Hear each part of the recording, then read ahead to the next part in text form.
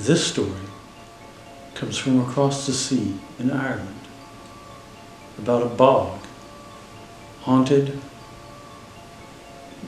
Let's find out.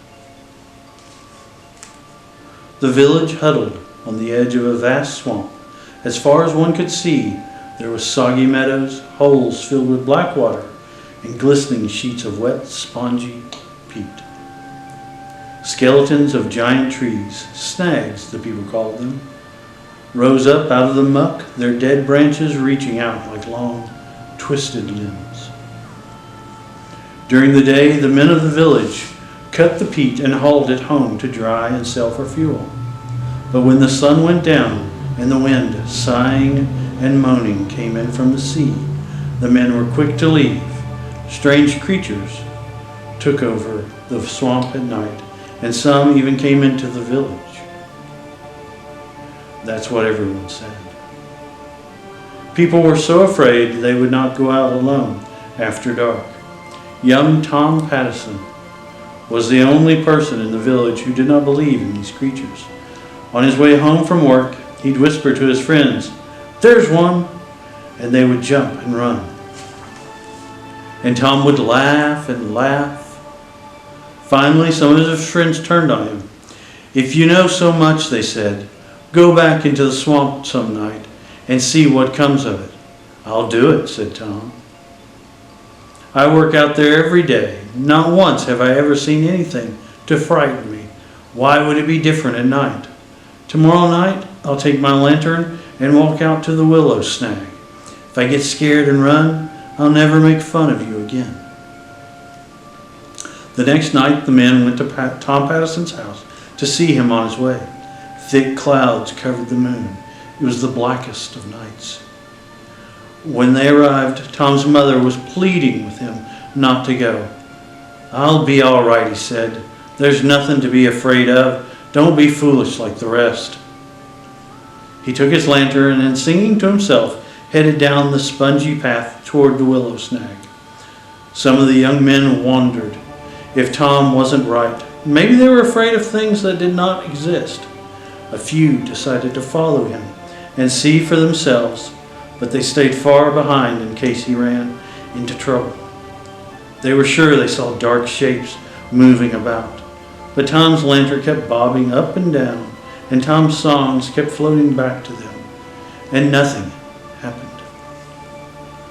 Finally, they caught sight of the willow snag.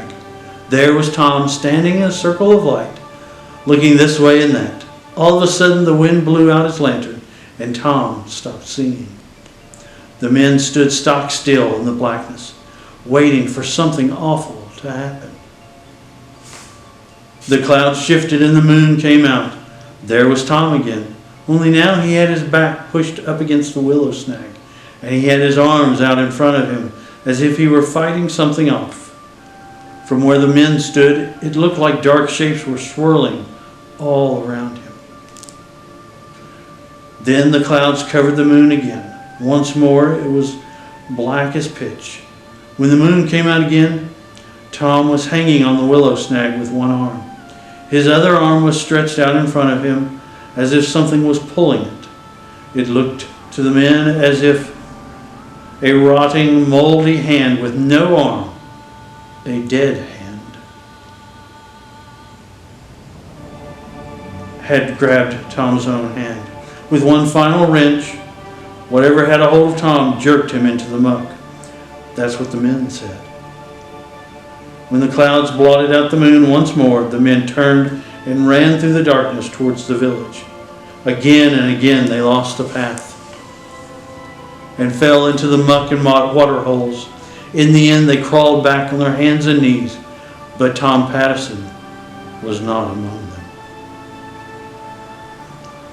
In the morning, the people searched everywhere for Tom. Finally, they gave him up for lost. A few weeks later, toward evening, the villagers heard a cry. It was Tom's mother. She was rushing down the path from the swamp, shouting and waving. When she was sure the villagers had spotted her, she turned and ran back. Off they went after her. They found young Tom Pattison by the willow snag, groaning and gibbering as if he had lost his mind.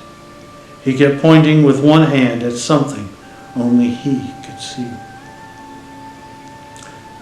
Where his other hand should have been, there was nothing but a ragged stump, oozing blood. The hand had been ripped clean off. Everybody said it was the dead hand that had done it, but nobody knows real.